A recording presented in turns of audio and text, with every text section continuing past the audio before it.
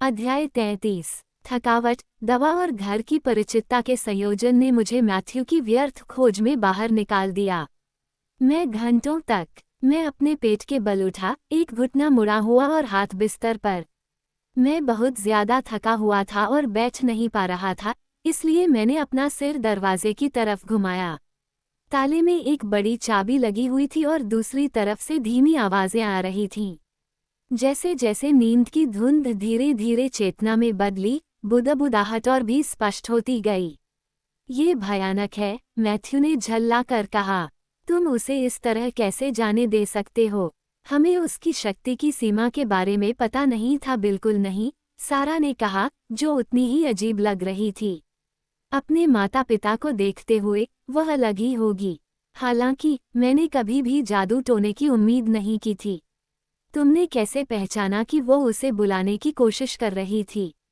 Emily, Matthew ने अपनी आवाज नरम की।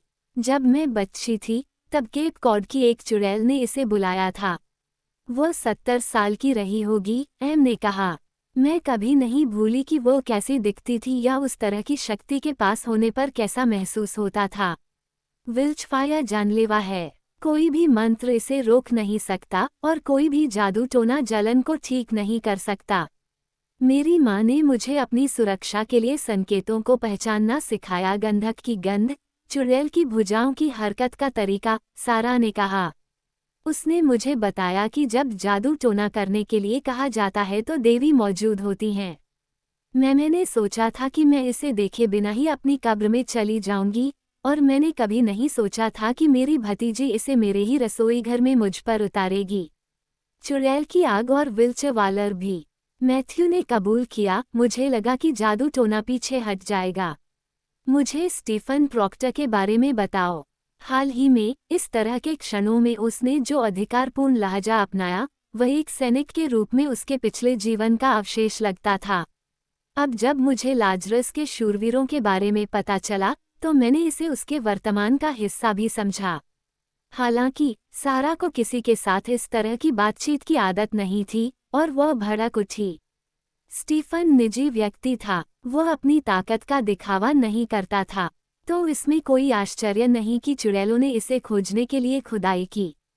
मेरे पिता के शरीर को देखते ही मेरी आंखें बंद हो गईं, गले से कमर तक खुल गईं ताकि अन्य जादूगरनी उनके जादू को समझ सकें। उनका भाग्य लगभग मेरा ही था। मैथ्यू का शरीर हॉल में हिल गया और घर में असामान्य वजन को लेकर विरोध हुआ। वह एक अनुभवी जादूगर था, लेकिन वह उनसे मुकाबला नहीं कर सकता था। डायना को शायद उसकी और रेबेका की क्षमताएं विरासत में मिली हों, भगवान उसकी मदद करें। लेकिन उसके पास उनका ज्ञान नहीं है और इसके बिना वह असहाय है। ऐसा लग रहा है जैसे उस पर निशाना साधा गया हो। मैं बेशर्मी से उनकी बातें सुनता रहा। वह ट्रांजिस्टर रेडियो नहीं है, मैथ्यू, सारा ने बचाव करते हुए कहा। डायना हमारे पास बैटरी और निर्देश पुस्तिका लेकर नहीं आई थी। हमने अपना सर्वश्रेष्ठ प्रयास किया। रेबेका और स्टीफन के मारे जाने के बाद वह एक अलग चिकी बन गई, इतनी दूर चली गई कि कोई भी उस तक नहीं पहुंच सकता था। हमें क्या करना चाहिए था? उसे उस चीज का सामना करने के लिए मजबूर किया जिसे वह नकारने के लिए दृढ़ थी। मुझे नहीं मालूम। मैथ्यू की नाराजगी साफ सुनाई दे रही थी। लेकिन तुम्हें उसे ऐसे नहीं छोड़ना चाहिए था। उस चुड़ैल ने उसे 12 घंटे से ज्यादा समय तक बंधक बनाकर रखा था। हम उसे वह सब सिखाएंगे जो उसे जानना आवश्यक है। उसकी खातिर बेहतर होगा कि इसमें ज्यादा समय न लगे। इसमें तो उसकी पूरी जिंदगी लग जाएगी, सारा ने झल्लाकर कहा। जादू कोई ऐसी चीज नहीं है जो समय लेती हो। हमारे पास समय नहीं है, मैथ्यू ने फुसफुसाते हुए कहा। फर्श की चरमराहट से मुझे पता चला कि सारा ने सहज रूप से उससे दूर जाने का कदम उठाया है। मंडली बिल्ली और चूहे का खेल खेल रही है, लेकिन डायना की पीठ पर निशान ये संकेत देते हैं कि वे दिन खत्म हो गए हैं। तुम्हारी हिम्मत कैसे हुई कि तुम मेरी भतीजी के साथ जो हुआ उसे खेल कहो? सारा की आवाज ऊंची हो गई। शश, एम ने कहा। तुम उसे जगा दोगे? क्या हमें ये समझने में मदद कर सकता है कि डायना कैसे मंत्रमुग्ध है? एमिली। मैथ्यू अब फुसफुसा रहा था। क्या तुम्हें रेबेका और स्टीफन के अफ्रीका जाने से पहले के दिनों के बारे में कुछ याद है? छोटी छोटी बातें। वे किस बात को लेकर चिंतित थे? मंत्रमुग्ध, ये शब्द मेरे दिमाग में गूंज रहा था जब मैं धीरे धीरे खुद को सीधा खड़ा कर रहा था। मंत्रमुग्ध करना चरम परिस्थितियों के लिए आरक्षित था। अगर खतरे, पागलपन, शुद्ध और बेकाबू बुराई का खतरा हो, इसकी धमकी देने मात्र से आपको अन्य चुड़ैलों की निंदा का सामना करना पड़ता था। मंत्रमुग्ध, जब तक मैं अपने पैरों पर खड़ी हुई, मैथ्यू मेरे पास आ गया। वह भौहें सिकोड़ रहा था। तुम्हें क्या चाहिए? मैं एम से बात करना चाहता हूँ। मेरी उंगलियां चटक रही थीं और नीली पड़ रही थीं। मेरे पैर की उंगलियां भी मेरे टखने की रक्षा करने वाली पट्टियों से बाहर निकली हुई थीं। मेरे पैर पर लगी पट्टी ने फर्श के पाइन बोर्ड से बाहर निकले एक पुराने कील के सिर को पकड़ लिया जब मैं उसके पीछे से निकल गया। सारा और एम सीढ़ियों पर इंतजार कर रहे थे। उनके चेहरों पर घबराहट थी। मुझे क्या हुआ है? मैंने पूछा। एमिली सारा की बांह की कोहनी में घुस गई। तुम्हारे साथ कुछ भी गलत नहीं है।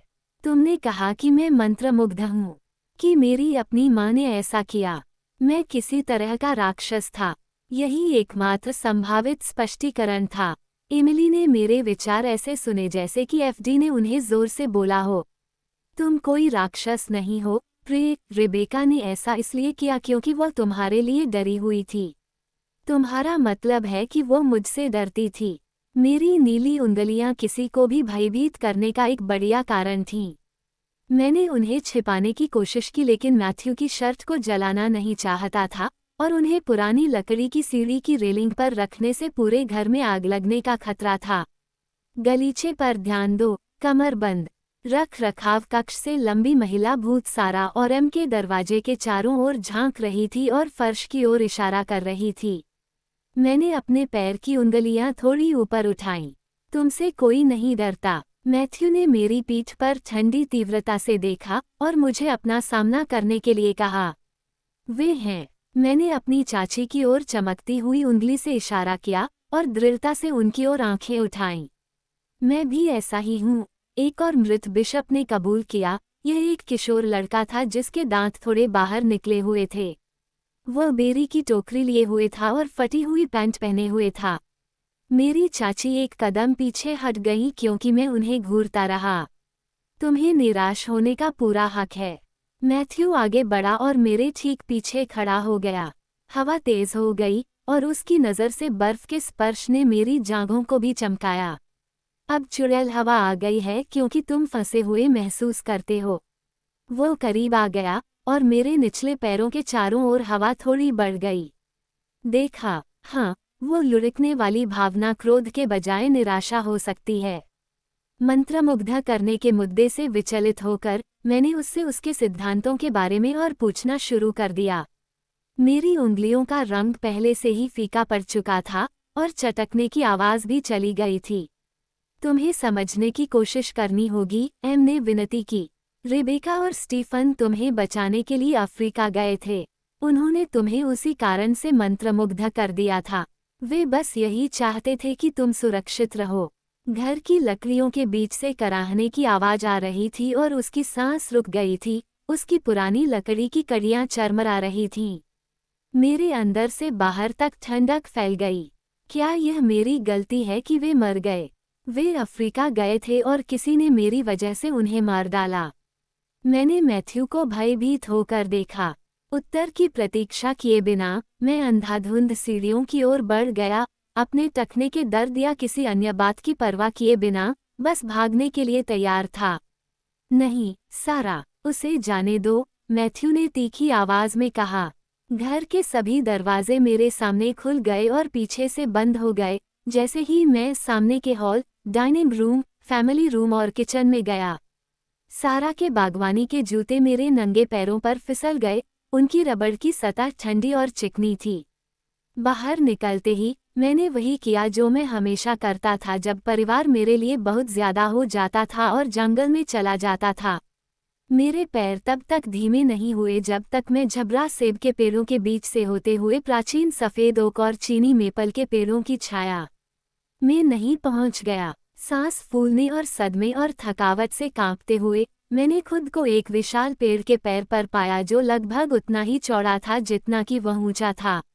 छोटी फैली हुई शाखाएं लगभग जमीन को छू रही थीं, उनकी लाल और बैंगनी गहरी लोबदार पत्तियां राख की छाल के खिलाफ खड़ी थीं।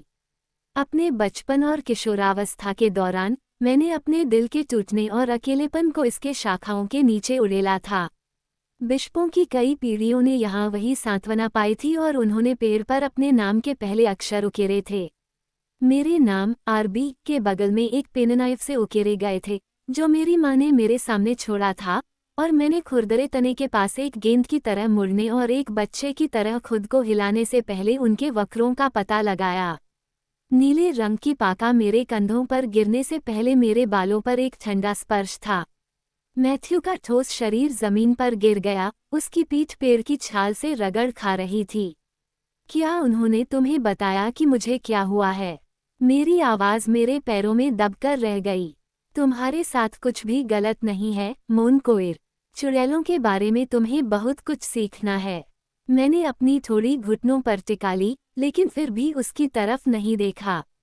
चुड़ैलें बिना किसी अच्छे कारण के किसी को मंत्रमुग्ध नहीं करती। मैथ्यू चुप था। मैंने उसकी तरफ एक तिरछी नजर डाली। मेरी आंख के कोने से उसके पैर दिखाई दे रहे थे, एक आगे की तरफ फैला हुआ था और दूसरा मुड़ा हुआ था, साथ ही एक लंबा सफेद हाथ भी था। यह उसके घुटने पर ढीला ढाला पड़ा था। तुम्हारे माता पिता के पास बहुत बढ़िया कारण था। वे अपनी बेटी की जान बचा रहे थे।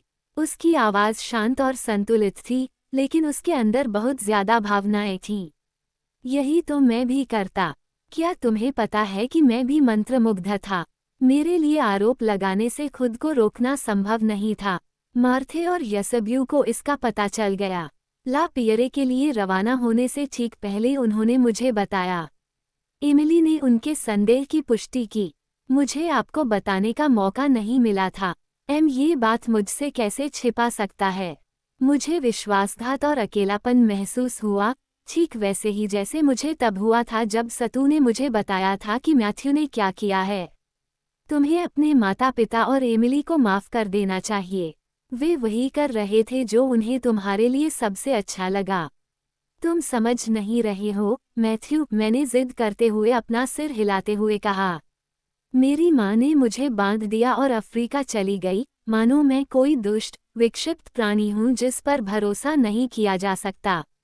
आपके माता पिता मंडली के बारे में चिंतित थे। ये बकवास है।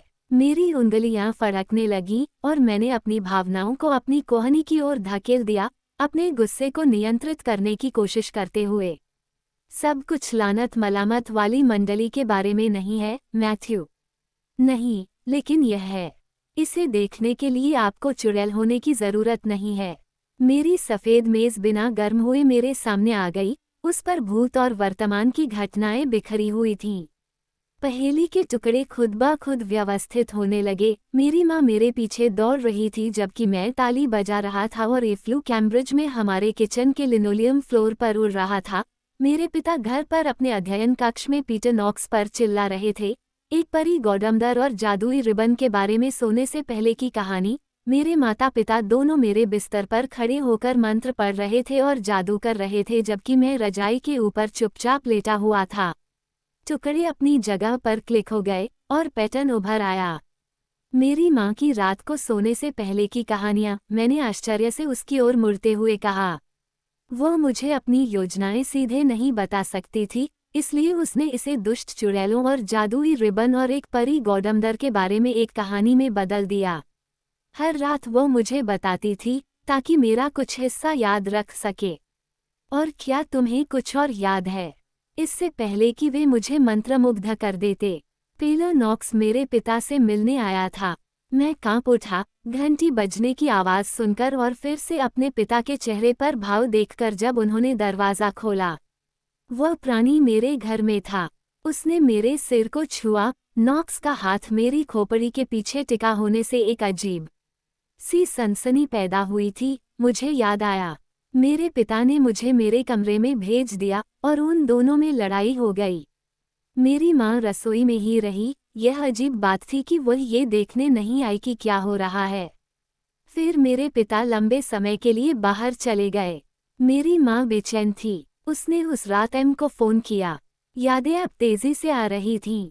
एमिली ने मुझे बताया कि रेबेका ने जादू इसलिए किया था ताकि वह तब तक काम करे जब तक कि छायादार आदमी न आ जाए। तुम्हारी माँ को लगा कि मैं तुम्हें नॉक्स और मंडली से बचा पाऊंगा। उसका चेहरा काला पड़ गया। कोई भी मेरी रक्षा नहीं कर सकता था सिवाय मेरे। सतू सही था। मैं एक चुड़ैल के लिए एक माफी का बहाना हूँ। मेरा सिर फिर से मेरे घुटनों पर आ गया। मैं अपनी माँ की तरह बिल्कुल नहीं हूँ। मैथ्यू खड़ा हुआ, एक हाथ आगे बढ़ाया। उठो, उसने अचानक कहा। मैंने अपना हाथ उसके हाथ में रख दिया, ये उम्मीद करते हुए कि वो मुझे गले लगाकर सांत्वना देगा। लेकिन इसके बजाय उसने मेरी बाहों को नीले रंग के पाका की आस्तीन में डाल दिया और दूर चला गया। तुम एक चुड़ैल हो, अब समय आ गया है कि तुम अपना ख्याल रखना सीखो। अभी नहीं, मैथ्यू। काश हम आपको निर्णय लेने देते, लेकिन हम ऐसा नहीं कर सकते, उन्होंने रूखेपन से कहा। मंडली आपकी शक्ति या कम से कम इसके बारे में ज्ञान चाहती है। वे इशमोल 782 चाहते हैं, और आप एक सदी से भी अधिक समय में इसे देखने वाले एकमात्र प्राणी हैं। वे तुम्हें और लाजरस के शूरवीरों को भी चाहते हैं। मैं इसे अपने और अपने गलत समझे गए जादू के अलावा किसी और चीज़ के बारे में बताने के लिए बेताब था। वे पहले भी भाईचारे को गिरा सकते थे। मंडली के पास बहुत सारे मौके थे। मैथ्यू स्पष्ट रूप से मुझे आंक रहा था और मेरी कुछ ताकतों और काफ़ी कमजोरियों का आकलन कर रहा था। मैंने खुद को कमज़ोर महसूस किया, लेकिन उन्हें वास्तव में इसकी परवाह नहीं है। वे नहीं चाहते कि मैं तुम्हें या पांडुलिपि को अपने पास रखूं। लेकिन मैं रक्षकों से घिरा हुआ हूँ। तुम मेरे साथ हो, सारा और एम भी। हम हर पल तुम्हारे साथ नहीं रह सकते, डायना। इसके अलावा, क्या तुम चाहती हो कि सारा और एमिली तुम्हारी जान बचाने के लिए अपनी जान जोखिम में डालें? यह एक सीधा सवाल था, और उसका चेहरा टेढ़ा हो गया। वो मुझसे दूर चला गया, आंखें सिकुड़कर बैठ गया।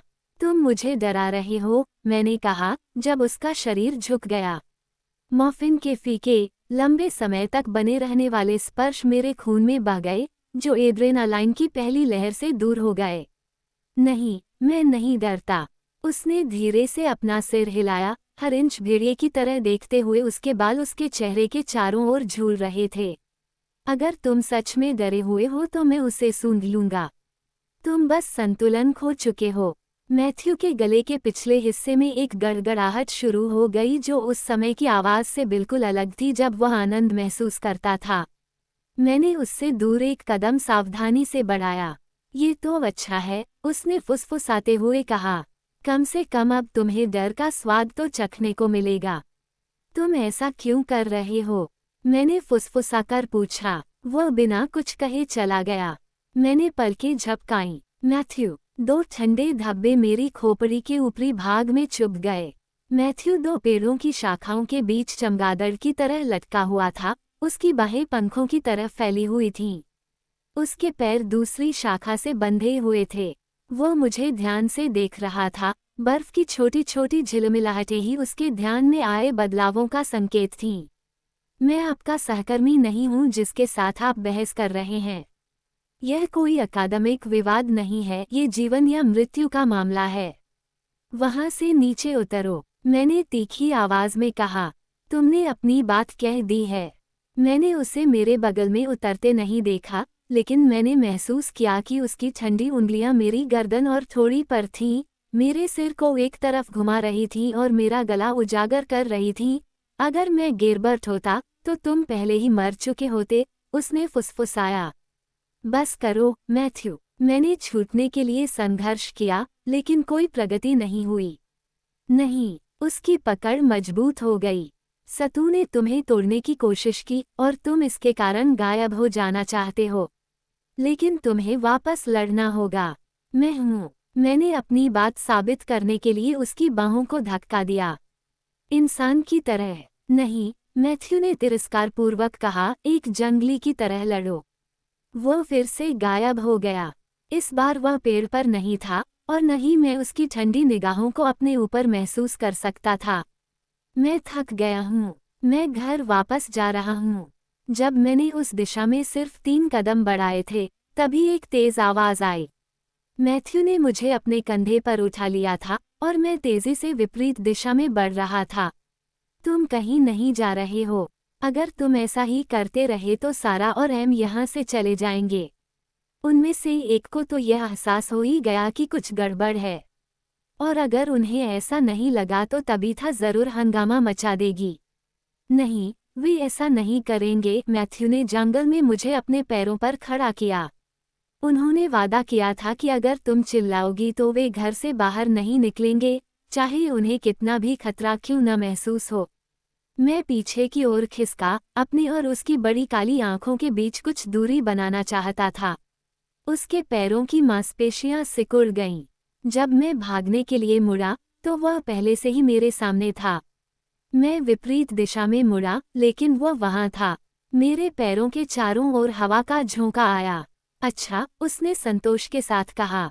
मैथ्यू का शरीर उसी स्थिति में आ गया जैसा उसने सैप्ट टूर्स में हिरन का पीछा करते समय किया था, और फिर से खतरनाक गुर्राहट शुरू हो गई। हवा मेरे पैरों के इर्द गिर्द झोंकों में घूम रही थी, लेकिन ये तेज नहीं हुई। झुनझुनी मेरी कोहनी से नाखूनों तक उतर आई। अपनी हताशा को दबाने के बजाय मैंने उस भावना को बढ़ने दिया। नीली बिजली के चाप मेरी उंगलियों के बीच घूम रहे थे। अपनी शक्ति का प्रयोग करो, वह चिल्लाया। तुम मुझसे किसी और तरीके से नहीं लड़ सकते। मैंने अपने हाथ उसकी दिशा में हिलाए। ये बहुत खतरनाक नहीं लग रहा था, लेकिन मैं बस यही सोच पा रहा था। मैथ्यू ने मुझ पर झपट्टा मारकर और मुझे घुमाकर पेड़ों में गायब होने से पहले ये साबित कर दिया कि मेरे प्रयास कितने बेकार थे। तुम फिर से मर गए। उसकी आवाज़ कहीं से मेरे दाहिनी ओर से आई। आप जो भी करने की कोशिश कर रहे हैं वह काम नहीं कर रहा है। मैंने उसकी ओर देखते हुए चिल्लाया। मैं तुम्हारे ठीक पीछे हूँ, उसने मेरे कान में फुसफुसाया। मेरी चीख ने जंगल की खामोशी को चीर दिया और हवाएं मेरे चारों ओर चक्रवाती कोकून की तरह उठने लगीं। दूर रहो, मैंने दहाड़ लगाई। मैथ्यू ने दृढ़ निश्चय के साथ मेरी ओर हाथ बढ़ाया। उसके हाथ मेरी हवा की बाधा को चीरते हुए आगे बढ़े। मैंने अपनी बाहें उसकी दिशा में फेंकी। सहज ज्ञान ने उसे नियंत्रित किया और हवा के झोंके ने उसे पीछे धकेल दिया। वह हैरान था और शिकारी उसकी आंखों की गहराई में दिखाई दिया। वह फिर से मेरी ओर आया, हवा की पकड़ को तोड़ने के एक और प्रयास में। हालांकि मैंने उसे पीछे धकेलने पर ध्यान केंद्रित किया, लेकिन हवा ने वैसा जवाब नहीं दिया जैसा मैं चाहता था। इसे जबरदस्ती थोपने की कोशिश मत करो, मैथ्यू ने कहा। वह निडर था और उसने चक्रवात के बीच से अपना रास्ता बनाया था। उसकी उंगलियां मेरी ऊपरी भुजाओं में धंसी हुई थीं। तुम्हारी माँ ने तुम्हें इस तरह मंत्रमुग्ध कर दिया था कि कोई भी तुम पर जादू नहीं कर सकता था, यहाँ तक कि तुम भी नहीं। तो फिर जब जरूरत हो तो मैं इसे कैसे बुलाऊं, और जब जरूरत न हो तो इसे कैसे नियंत्रित करूं? समझो इसे। मैथ्यू की बर्फीली निगाहें मेरी गर्दन और कंधों पर घूम रही थीं, सहज रूप से मेरी प्रमुख नसों और धमनियों का पता लगा रही थीं। मैं नहीं कर सकती। घबराहट की लहर ने मुझे घेर लिया। मैं कोई चुड़ैल नहीं हूँ। ऐसा कहना बंद करो, ये सच नहीं है और तुम ये जानते हो। उसने मुझे अचानक छोड़ दिया।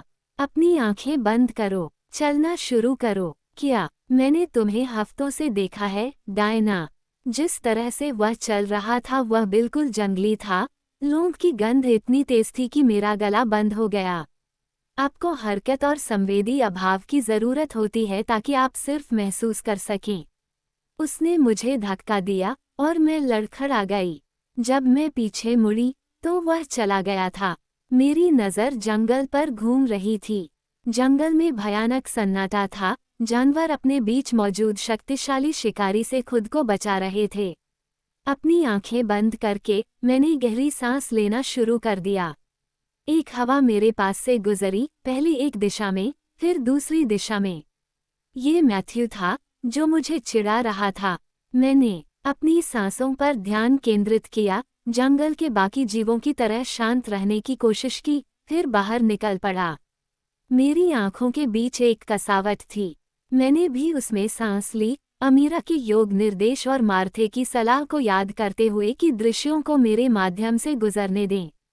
कसावट झुनझुनी में बदल गई और झुनझुनी संभावना की भावना में बदल गई, क्योंकि मेरे मन की आंख, एक चुड़ैल की तीसरी आंख, पहली बार पूरी तरह से खुल गई। समय इसने जंगल में मौजूद हर जीवित चीज को अपने अंदर समाहित कर लिया। वनस्पति, धरती में मौजूद ऊर्जा, जमीन के नीचे बहता पानी, हर एक महत्वपूर्ण शक्ति रंग और छाया में अलग अलग थी। मेरी मन की आंखों ने खरगोशों को पेड़ के खोखले में दुबके हुए देखा। उनके दिल डर से धड़क रहे थे क्योंकि उन्हें पिशाच की गंध आ रही थी। इसने बैन उल्लुओं को पहचान लिया। उनकी देर दोपहर की झपकी इस प्राणी द्वारा समय से पहले खत्म कर दी गई थी, जो पेड़ की शाखाओं से झूल रहा था और एक तेंदुए की तरह कूद रहा था। खरगोश और उल्लू जानते थे कि वे उससे बच नहीं सकते। जानवरों का राजा, मैंने फुसफुसाया। मैथ्यू की धीमी हंसी पेड़ों के बीच से गूंज रही थी। जंगल में कोई भी प्राणी मैथ्यू से लड़कर जीत नहीं सकता था, सिवाय मेरे। मैंने सांस ली। मेरी मन की नज़र जंगल पर घूम गई। एक पिशाच पूरी तरह से जीवित नहीं है, और मेरे चारों ओर फैली चमकदार ऊर्जा के बीच उसे ढूंढना मुश्किल था। आखिरकार मैंने उसका आकार ढूंढ लिया। एक ब्लैक होल की तरह अंधेरे का एक संकेंद्रण। किनारे लाल चमक रहे थे जहां उसकी अलौकिक जीवन शक्ति दुनिया की जीवन शक्ति से मिलती थी। सहज रूप से अपना चेहरा उसकी दिशा में मोड़ने से वो मेरी जांच के प्रति सचेत हो गया और वह पेड़ों के बीच की छाया में गायब हो गया। दोनों आंखें बंद करके और मन की आंखें खोलकर मैं उसे अपने पीछे आने के लिए लुभाने की उम्मीद में चलने लगा। मेरे पीछे उसका अंधेरा हरे रंग के बीच लाल और काले रंग के अंतराल में मेपल के पेड़ से अलग हो गया। इस बार मेरा चेहरा विपरीत दिशा में रहा। मैं तुम्हें देख रहा हूँ मैथ्यू, मैंने धीरे से कहा। क्या तुम, माँ लोन? और तुम इसके बारे में क्या करोगी? वो फिर से हंसा, लेकिन मेरा पीछा करता रहा। हमारे बीच की दूरी लगातार बनी रही। हर कदम के साथ मेरी मन की आंखें और भी तेज होती गईं, और मेरी दृष्टि और भी तेज होती गई। मेरे बाईं ओर एक झाड़ीदार झाड़ी थी, और मैं दाईं ओर झुक गया। फिर मेरे सामने एक चट्टान थी, जिसके तीखे भूरे किनारे मिट्टी से बाहर निकले हुए थे। मैंने ठोकर खाने से बचने के लिए अपना पैर उठाया। मेरे सीने पर हवा की हलचल ने मुझे बताया कि वहाँ एक छोटा सा खुला स्थान था। ये सिर्फ जंगल का जीवन नहीं था जो अब मुझसे बात कर रहा था। मेरे चारों ओर के तत्व मुझे मार्गदर्शन करने के लिए संदेश भेज रहे थे। पृथ्वी, वायु, अग्नि और जल जागरूकता की छोटी छोटी चुभन में मुझसे जुड़े थे, जो जंगल के जीवन से अलग थे। मैथ्यू की ऊर्जा अपने आप में केंद्रित हो गई और भी गहरी होती चली गई। फिर उसका अंधकार जीवन की अनुपस्थिति हवा में एक सुंदर छलांग में घूमी, जिसे देखकर कोई भी शेर ईर्ष्या कर सकता था। उसने मुझे पकड़ने के लिए अपनी बाहें फैला दी। उड़ो, मैंने सोचा। एक सेकंड पहले उसकी उंगलियां मेरी त्वचा को छू रही थीं। मेरे शरीर से अचानक हवा का झोंका आया। धरती ने मुझे ऊपर की ओर हल्के से धक्का देकर मुक्त कर दिया। जैसा कि मैथ्यू ने वादा किया था, मेरे शरीर को मेरे विचारों के अनुसार चलने देना आसान था। इसमें आसमान तक एक काल्पनिक रिबन का अनुसरण करने से ज्यादा प्रयास नहीं करना पड़ा। बहुत नीचे, मैथ्यू ने हवा में कलाबाजी खाए और अपने पैरों पर हल्के से उसी स्थान पर गिरा जहां मैं कुछ क्षण पहले खड़ा था। मैं पेड़ों की चोटियों से ऊपर उड़ गया। मेरी आंखें चौड़ी हो गईं। वे समुद्र से भरे हुए लग रहे थे, क्षितिज जितना विशाल, और सूरज की रोशनी और सितारों से चमक रहा था। मेरे बाल हवा की धाराओं पर तैर रहे थे। प्रत्येक बाल की लपटें आग की लपटों में बदल रही थीं, जो बिना जले मेरे चेहरे को चाट रही थीं। ठंडी हवा के झोंकों ने मेरे गालों को गर्मजोशी से सहलाया। एक कौवा उड़ते हुए मेरे पास से गुजरा। इस अजीब प्राणी को अपने हवाई क्षेत्र में साझा करते हुए देखकर आश्चर्यचकित था। मैथ्यू का पीला चेहरा मेरी ओर मुड़ा हुआ था। उसकी आंखें आश्चर्य से भरी हुई थीं। जब हमारी नजरें मिली तो वह मुस्कुराया। ये सबसे खूबसूरत चीज थी जो मैंने कभी देखी थी। उसमें इच्छा की एक लहर थी, प्रबल और आंतरिक, और एक कीमत की भावना कि वह मेरा था। मेरा शरीर उसकी ओर बढ़ा और मैथ्यू का चेहरा एक पल में आश्चर्य से सावधान हो गया। वह गुर्राया, मेरे बारे में अनिश्चित। उसकी सहज प्रवृत्ति ने चेतावनी दी कि मैं हमला कर सकता हूँ। मैं धीरे धीरे नीचे उतरा, जब तक कि हमारी आंखें एक दूसरे के बराबर नहीं हो गईं। मेरे पैर सारा के रबर के जूतों में पीछे की ओर बह रहे थे। हवा ने मेरे जलते हुए बालों की एक लट को उसकी दिशा में उड़ा दिया। उसे कोई नुकसान मत पहुंचाओ। मेरा हर विचार उसकी सुरक्षा पर केंद्रित था। हवा और आग ने मेरी बात मानी और मेरी तीसरी आंख ने उसके अंधेरे को पी लिया। मुझसे दूर रहो, वो गुर्राया। बस एक पल के लिए मैथ्यू अपनी शिकारी प्रवृत्ति पर काबू पाने के लिए संघर्ष कर रहा था। वह अब मेरा शिकार करना चाहता था। जानवरों के राजा को पराजित होना पसंद नहीं था। उसकी चीख पर ध्यान न देते हुए मैंने अपने पैरों को नीचे किया जब तक कि वे जमीन से कुछ इंच ऊपर नहीं आ गए और अपना हाथ आगे बढ़ाया, हथेली ऊपर की ओर। मेरे मन की आंखें मेरी अपनी ऊर्जा की छवि से भर गईं। ऊर्जा, चांदी और सोने, हरे और नीले रंग का एक बदलता हुआ द्रव्यमान, सुबह के तारे की तरह चमक रहा था। मैंने उसमें से कुछ उठाया, ये देखते हुए कि यह मेरे दिल से, मेरे कंधे और बांह से होकर कैसे लुढ़कता है। ओ बूनस! आकाश, समुद्र, पृथ्वी और अग्नि का एक स्पंदित, घूमता हुआ गोला मेरी हथेली में बैठा था। प्राचीन दार्शनिक इसे एक सूक्ष्म जगत कहते थे, एक छोटी सी दुनिया जिसमें मेरे साथ साथ बड़े ब्रह्मांड के भी टुकड़े समाहित थे। तुम्हारे लिए, मैंने खोखली आवाज में कहा। मेरी उंगलियां उसकी ओर मुड़ी हुई थीं। मैथ्यू ने गेंद को गिरते ही पकड़ लिया। गेंद पारा की तरह हिल रही थी और उसके ठंडे शरीर पर खुद को ढाल रही थी। मेरी ऊर्जा उसके हाथ की स्कूप में कांपती हुई रुक गई। यह क्या है? उसने पूछा। चमकती हुई वस्तु को देखकर उसकी खोज की इच्छा भंग हो गई। मैंने सरलता से कहा। मैथ्यू ने अपना ध्यान मेरे चेहरे पर टिका दिया। उसकी पुतलियां भूरे हरे रंग की आइरिस को काले रंग की लहर में लपेट रही थीं। तुम मुझे चोट नहीं पहुंचाओगे। मैं भी तुम्हें चोट नहीं पहुंचाऊंगा। पिशाच ने मेरे सूक्ष्म शरीर को सावधानी से अपने हाथ में पकड़ रखा था। उसे डर था कि कहीं एक बूंद भी गिर न जाए। मुझे अभी भी नहीं पता कि कैसे लड़ना है, मैंने दुखी होकर कहा। मैं बस उड़कर भाग सकता हूँ। ये सबसे महत्वपूर्ण सबक है जो एक योद्धा सीखता है। चुड़ैल! मैथ्यू के मुंह से वह शब्द निकला जो आमतौर पर पिशाचों के बीच अपमानजनक शब्द था। आप सीखते हैं कि अपनी लड़ाई कैसे चुनें और उन लोगों को जाने दें जिन्हें आप नहीं जीत सकते, किसी और दिन लड़ने के लिए। क्या तुम मुझसे डरते हो? मैंने पूछा। मेरा शरीर अभी भी घूम रहा था। नहीं, उन्होंने कहा। मेरी तीसरी आंख झंझना उठी। वह सच कह रहा था, भले ही वह मेरे अंदर भी हो। मेरी नज़र उसके हाथ में चमकते, हिलते हुए पिंड पर पड़ी। मैथ्यू का चेहरा सतर्क और सावधान था। मैंने पहले भी शक्तिशाली चुड़ैलों को देखा है। हालांकि हम अभी भी नहीं जानते कि तुम्हारे अंदर क्या है। हमें पता लगाना होगा। मैं कभी जानना नहीं चाहता था। क्यों, डायना? तुम ये उपहार क्यों नहीं चाहती? उसने अपना हाथ और कस लिया, मानो मेरा जादू छीन लिया जाएगा और उसके आने से पहले ही नष्ट कर दिया जाएगा। इसकी संभावनाओं को समझा। डर, इच्छा, मैंने धीरे से कहा, अपनी उंगलियों के पोरों से उसके मजबूत गालों को छूते हुए उसके प्रति अपने प्यार की शक्ति से फिर से चौंक गया। 16वीं शताब्दी में उसके डेमन मित्र ब्रूनो ने जो लिखा था, उसे याद करते हुए मैंने उसे फिर से उद्धृत किया।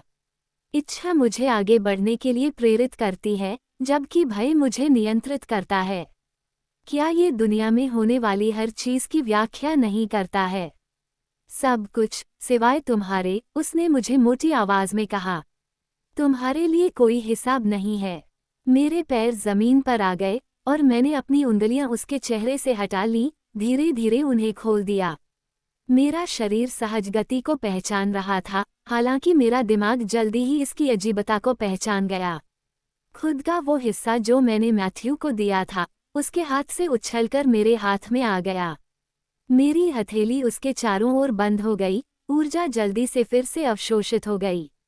एक चुड़ैल की शक्ति की झुनझुनी थी और मैंने इसे अपनी शक्ति के रूप में पहचाना।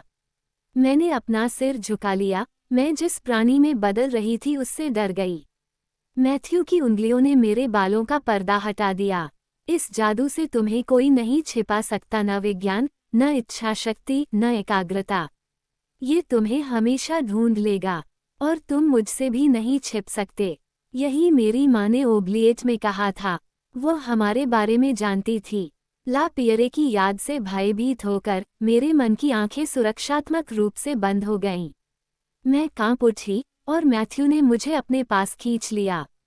मैं उसकी ठंडी बाहों में गर्म तो नहीं हुई, लेकिन ये कहीं ज्यादा सुरक्षित महसूस हुआ। शायद इससे उन्हें ये जानने में आसानी हुई कि तुम अकेली नहीं हो, मैथ्यू ने धीरे से कहा। उसके होंठ ठंडे और दृढ़ थे और मेरे होंठ उसे करीब लाने के लिए खुल गए। उसने अपना चेहरा मेरी गर्दन में छिपा लिया और मैंने सुना कि वह तेज सांस के साथ मेरी खुशबू को महसूस कर रहा था।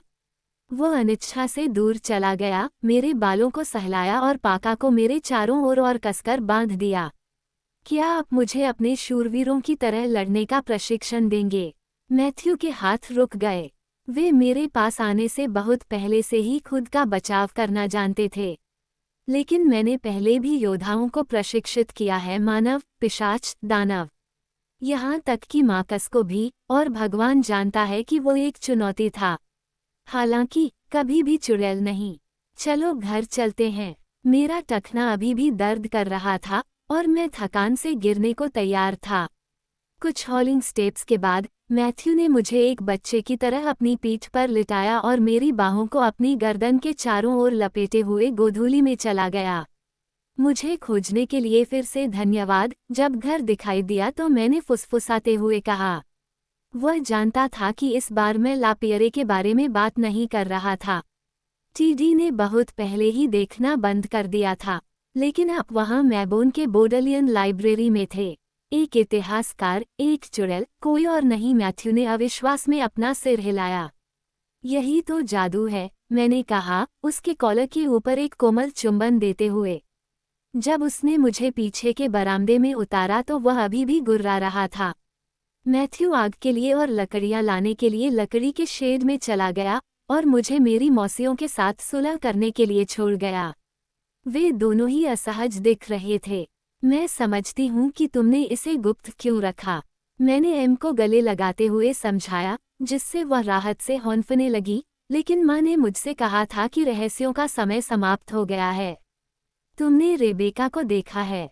सारा ने सावधानी से कहा। उसका चेहरा ला पियरे में, जब सतू ने मुझे डराकर उसके साथ सहयोग करने के लिए कहा। मैंने रुककर कहा, पिताजी भी? क्या वे खुश थे? सारा के मुंह से ये शब्द निकले। मेरी दादी उसके पीछे खड़ी थी और चिंता से देख रही थीं। वे दोनों साथ थे, मैंने सरलता से कहा, खिड़की से बाहर देखते हुए कि क्या मैथ्यू घर की ओर वापस जा रहा है? और वे तुम्हारे साथ थे, एम ने दृढ़ता से कहा। उसकी आंखें भरी हुई थीं। इसका मतलब है कि वे बहुत खुश थे। मेरी चाची ने कुछ कहने के लिए अपना मुंह खोला, फिर कुछ सोचकर उसे पुनः बंद कर लिया। क्या सारा? मैंने उसके मुंह पर हाथ रखते हुए कहा। क्या रेबेका ने तुमसे बात की? उसकी आवाज़ धीमी थी। उसने मुझे कहानियाँ सुनाई, वही कहानियाँ जो उसने मुझे छोटी बच्ची होने पर सुनाई थीं, चुड़ैलों और राजकुमारों और एक परी गौडमदर के बारे में। हालांकि उसने और डैडी ने मुझे मंत्रमुग्ध कर दिया था, माँ ने मुझे मेरा जादू याद दिलाने का कोई तरीका ढूंढने की कोशिश की, लेकिन मैं भूलना चाहती थी। पिछली गर्मियों में तुम्हारे माता पिता के अफ्रीका जाने से पहले रेबेका ने मुझसे पूछा कि बच्चों पर सबसे स्थायी प्रभाव किस बात का पड़ता है। मैंने उसे बताया कि यह उनके माता पिता द्वारा रात में उन्हें पढ़ी जाने वाली कहानियां और उनमें निहित आशा, शक्ति और प्रेम के सभी संदेश हैं। अब एम की आंखें भर आई थीं और उसने अपने आंसू पोंछे। आप सही थे, मैंने धीरे से कहा। यद्यपि तीनों चुड़ैलों ने अपना अपराध सुधार लिया था, लेकिन जब मैथ्यू लकड़ियों से लदे अपने हाथों के साथ रसोई घर में आया तो सारा उस पर झपट पड़ी। मुझे कभी भी डायना की मदद के लिए की गई पुकार को नज़रअंदाज करने के लिए मत कहना, और चाहे जो भी कारण हो उसे फिर कभी धमकाना मत। अगर तुम ऐसा करोगे तो फिर तुम पर एक जादू कर देगा जिससे तुम चाहोगे कि तुम कभी भी पुनर्जन्म ना पाओ। क्या तुम्हें वह पिशाच मिला? बेशक सारा, मैथ्यू ने यसाबेव की नकल करते हुए धीरे से कहा। हमने परिवार के कमरे में टेबल पर खाना खाया। मैथ्यू और सारा एक असहज स्थिति में थे, लेकिन जब मेरी चाची ने देखा कि वहाँ मांस का एक टुकड़ा भी नहीं है, तो खुली लड़ाई की धमकी दी गई। तुम चिमनी की तरह धुआं उड़ा रहे हो, एम ने धैर्यपूर्वक कहा जब सारा ने असली भोजन की कमी के बारे में बड़बड़ाया। तुम्हारी धमनियां मुझे धन्यवाद देंगी। तुमने यह मेरे लिए नहीं किया, सारा ने मैथ्यू को आरोप लगाने वाली नज़र से देखते हुए कहा। तुमने यह इसलिए किया ताकि उसे डायना को काटने की इच्छा न हो। मैथ्यू ने हल्के से मुस्कुराकर एक बोतल से कॉक निकाला जो वह रेंज रोवर से लाया था। वाइन, सारा। उसने बोतल को संदेह भरी नज़रों से देखा। क्या यह आयातित है? ये फ्रेंच है, उसने कहा और गहरे लाल रंग का तरल उसके पानी के गिलास में डाल दिया। मुझे फ्रांसीसी लोग पसंद नहीं हैं। तुम जो भी पढ़ो उस पर यकीन मत करो। हम जितने अच्छे बताए जाते हैं, उससे कहीं ज्यादा अच्छे हैं, उसने उसे चिढ़ाते हुए एक अप्रिय मुस्कान के साथ कहा। मेरा विश्वास करो, हम तुम्हारे लिए अच्छे हो जाएंगे।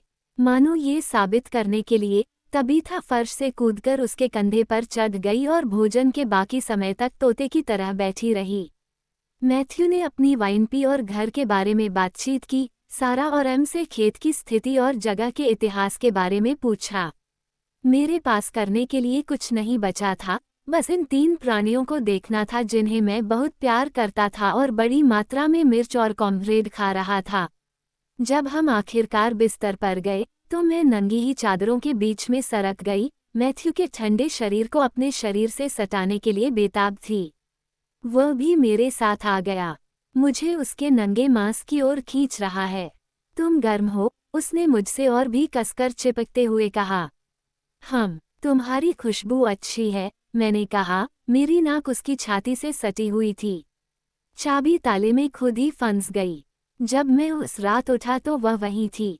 क्या चाबी बयूरों में थी? घर में ये था। उसकी हंसी मेरे अंदर गूंज उठी। ये बिस्तर के बगल में फर्श से एक कोण पर उछला, लाइट स्विच के ऊपर दीवार से टकराया और नीचे खिसक गया। जब मैंने इसे तुरंत नहीं उठाया, तो ये कमरे में उड़ गया और मेरी गोद में आ गिरा। मैं हंस पड़ा जब उसकी उंगलियां मेरी कमर पर घूम रही थीं। उसने सतू के निशानों से बचने की पूरी कोशिश की। तुम्हारे पास युद्ध के निशान हैं, मैंने उसे सांत्वना देने की उम्मीद में कहा। अब मेरे पास भी हैं। अंधेरे में उसके होंठ मेरे होंठों से बिल्कुल सटे हुए थे। एक हाथ मेरी पीठ के निचले हिस्से पर चला गया, जिससे चांद का चांद ढंक गया। दूसरा मेरे कंधों के बीच से गुजरा, जिससे तारा धुंधला हो गया। उसके दर्द और पछतावे को समझने के लिए किसी जादू की जरूरत नहीं थी। ये हर जगह स्पष्ट था, उसके कोमल स्पर्श में, अंधेरे में उसके द्वारा बोले गए शब्दों में, और उसके शरीर में जो मेरे बगल में इतना ठोस था। धीरे धीरे उसने अपने डर और गुस्से को छोड़ दिया। हमने मुंह और उंगलियों से स्पर्श किया। हमारी शुरुआती तत्परता फिर से मिलन की खुशी को बढ़ाने के लिए धीमी हो गई। मेरे आनंद के चरम पर तारे जीवन में फूट पड़े, और कुछ अभी भी छत के नीचे लटके हुए थे, अपने संक्षिप्त जीवन के शेष भाग को चमकते और बुदबुदाते हुए, जबकि हम एक दूसरे की बाहों में लेटे हुए हमें खोजने के लिए क्षणभंगुरता की प्रतीक्षा कर रहे थे।